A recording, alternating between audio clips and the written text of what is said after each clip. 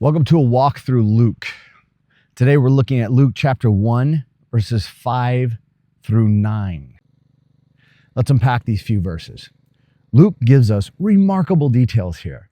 Zachariah and Elizabeth are described as righteous and blameless. These are a rare distinction to be made. To be called blameless meant they faithfully obeyed God's commands over a lifetime. That's 613 laws under the Mosaic Code.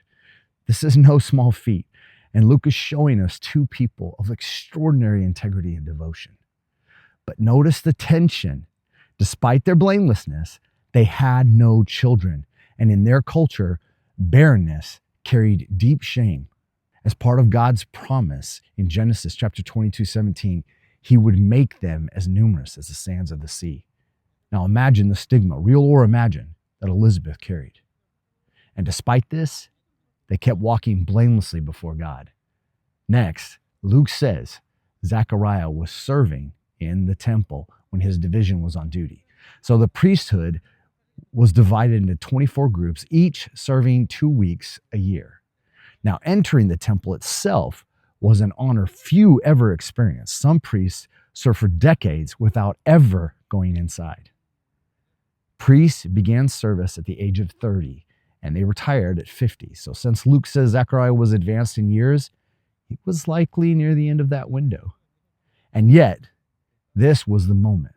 After years of quiet devotion, his lot was randomly chosen.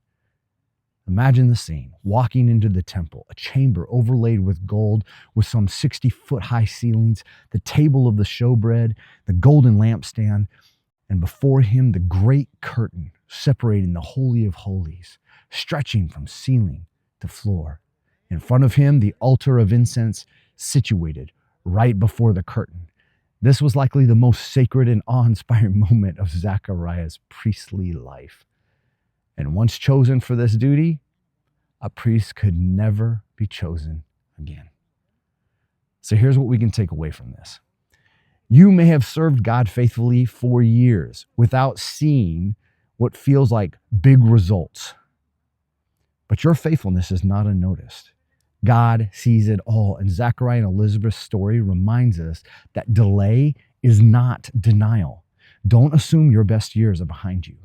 Zechariah and Elizabeth's greatest calling came when they were advanced in years. So keep walking faithfully. You never know when the lot will fall to you.